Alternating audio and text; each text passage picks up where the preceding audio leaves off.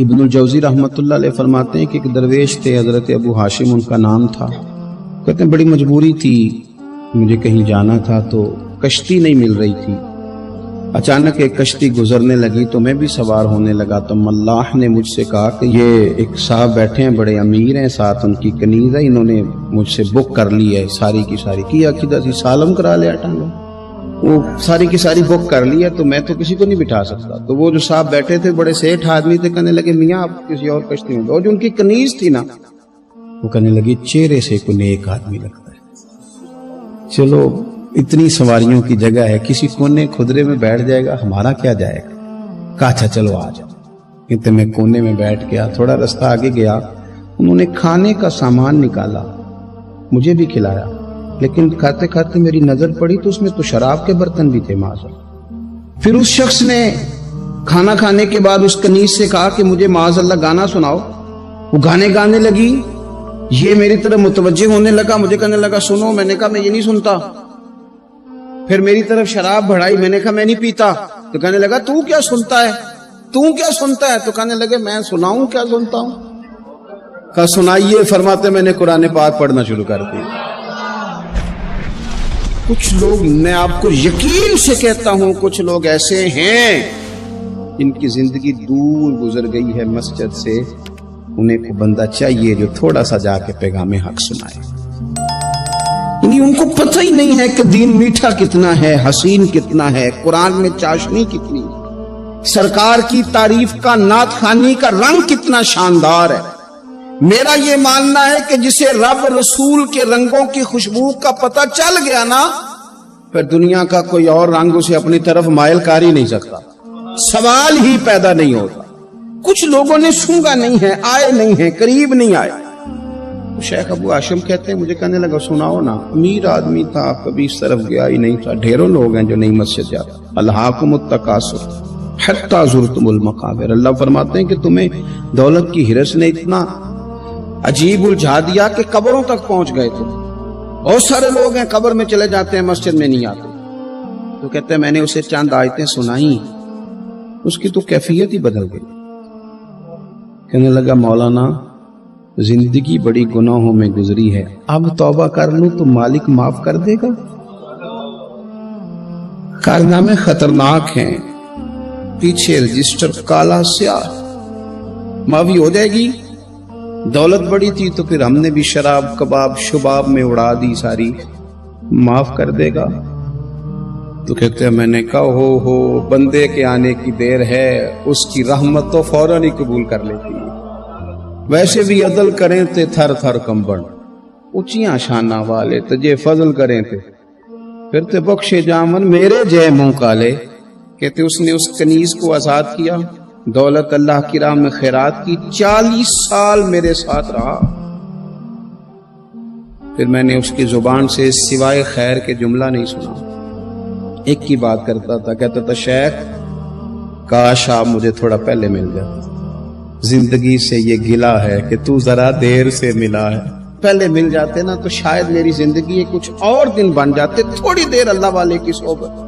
آپ فرماتے ہیں پھر وہ 40 سال کے بعد میرے سامنے انتقال ہوا، میں نے ہی دفن کیا، میں نے ہی قبر میں اتارا، جنازے کا اہتمام بھی میں نے ہی کیا. میرا یار تھا، دل لگ گیا تھا، پیار ہو گیا، میں پریشان رہتا.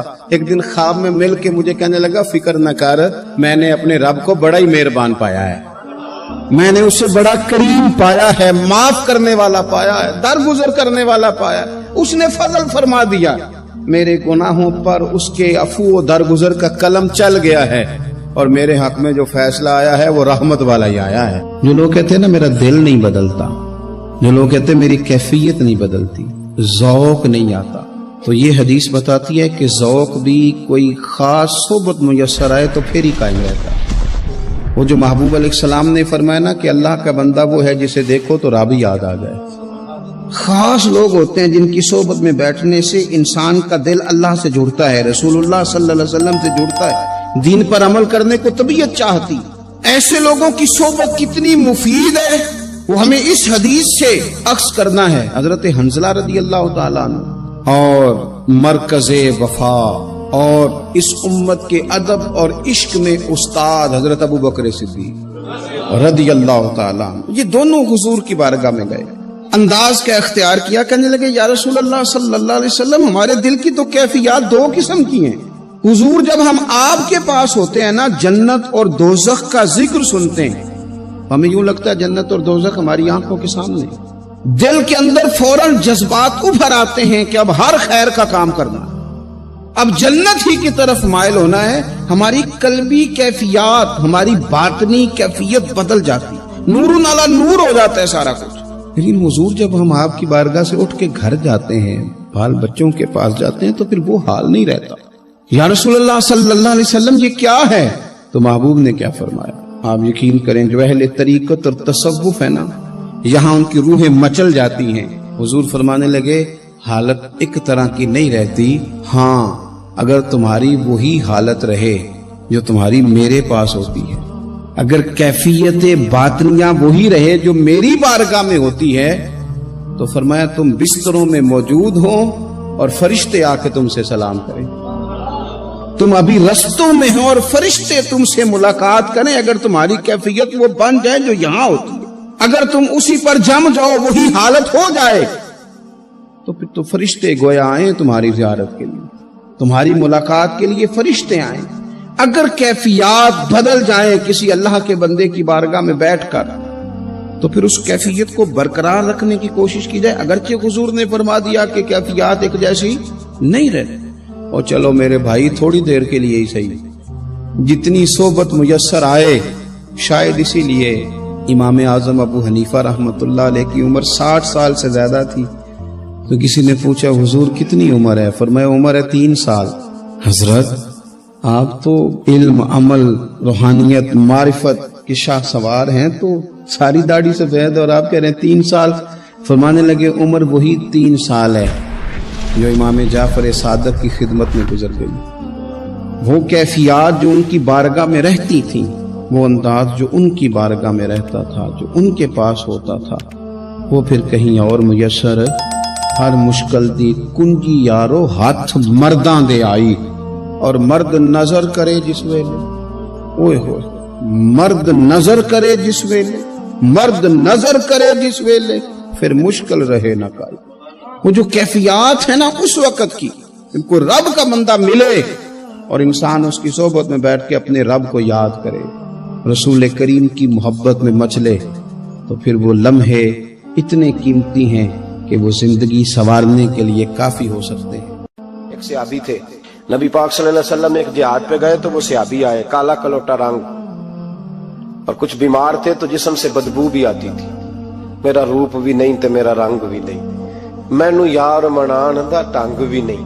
بکریاں چرایا کرتے تھے، تو کسی نے کہا کہ وہ محبوب آئے ہوئے ہیں جو اعلان نبوت کرتے ہیں، تو کہتے میں اپنی بکریاں لے کے اس طرف آ گیا جہاں محبوب تھے، جب میں پہنچا تو اللہ کے رسول ایک چھوٹے سی پہاڑی تھی اس پہ بیٹھے تھے، میں دور کھڑا ہو گیا، میں نے کہا آپ ہیں وہ جو کہتے ہیں میں اللہ کا رسول ہوں؟ تو کہتے ہیں محبوب نے فرمایا دور کیوں کھڑے ہو، نیڑے آؤ میں بتاتا ہوں میں ہی اللہ کا رسول ہوں۔ تو کہتے ہیں میں نے کہا نہیں، میرے جسم سے بدبو آتی ہے، مجھے تو میرے اپنے پاس نہیں بٹھاتے، پسینہ آتا ہے تو بدبو نکلتی ہے، حضور میں نہیں قریب آتا۔ کہتے ہیں محبوب اٹھ کے کھڑے ہوئے، حضور قدم آگے بڑھاتے تو میں پیچھے بڑھاتا، حضور آگے میری جانب چلتے تو میں پیچھے ہوتا۔ فرماتے محبوب تیز دوڑے اور میرے قریب آئے تو نبی پاک علیہ السلام نے مجھے بغل گیر کر لیا۔ جب محبوب پاک علیہ السلام نے مجھے سینے سے لگایا اور کالا سیاہ میرا ماتھا اور اس پر پسینہ اور بدبو، کہتے ہیں محبوب نے جب میرے ماتھے پر بوسہ دیا تو میرا چہرہ بڑا کالا تھا پر میرا دل سارا نور سے معمور ہو گیا، اور میرے اندر سے آواز آنے لگی یہ جھوٹے نہیں، یہ اللہ کے سچے رسول ہے۔ فرماتے میں کلمہ پڑھ گیا۔ محبوب سے کہا حضور بکریوں کا کیا کروں؟ فرمایا جس کی ہیں ادھر ہانک دے وہ لے جائے۔ کہتے ہیں بکریاں چلی گئی، میں نے کہا میرے لیے کیا حکم ہے؟ تو حضور نے فرمایا یہ تلوار ہے، وہ گھوڑا ہے، وہ میدان ہے، جہاد کر۔ کوئی وضو نہیں، کوئی غسل نہیں، کوئی نماز نہیں، کوئی سجدہ نہیں، تلوار لی، میدان میں نکلے، جہاد شروع ہوا، چند منٹ گزرے کہ شہید ہو گئے۔ صحابہ کہتے ہیں اللہ کے رسول ان کے سرانے کھڑے ہوئے، حضور کی آنکھوں میں آنسو، فرمانے لگے یہ بندہ دیکھو، اس نے عمل تھوڑا کیا ہے پر اجر زیادہ لے گیا ہے، عمل تھوڑا کیا پر اجر पर मैं अभी कलमा पढ़ा, अभी शहीद हुआ है और हूरें सारी जन्नत के दरवाजे खोल के खड़ी हैं। जैसे ही रूह जाएगी अल्लाह फौरन ही जन्नत अता फरमा देगा, इसकी कब्र बुकाए नूर बन जाएगी। एक शायर था तो वो कहता मेरे गांव में मेला लगा हुआ था। कहते मेला लगा हुआ था तो हर चीज बिक रही थी। मेरा भी कुछ खरीदने को दिल चाहा तो मैं ढूंढने लगा, मैं गली गली आवाज, मेले में आवाज देने लगा। मैंने कहा लोगों मुझे खिलौने नहीं चाहिए, मुझे कोई एक मुखलस बंदा चाहिए। मैं गरीब माँ का बेटा हूँ, भिखारन का बेटा हूँ, तो मुझे ना बस कोई एक बंदा मुखलस मिल जाए, एक मुखलस मिल जाए। तो वो शायर कहते हैं इस साल मेरे गांव के मेले की भीड़ में, इस साल मेरे गांव के मेले की भीड़ में जो गुम हुआ वो एक भिखारन का लाल था। उस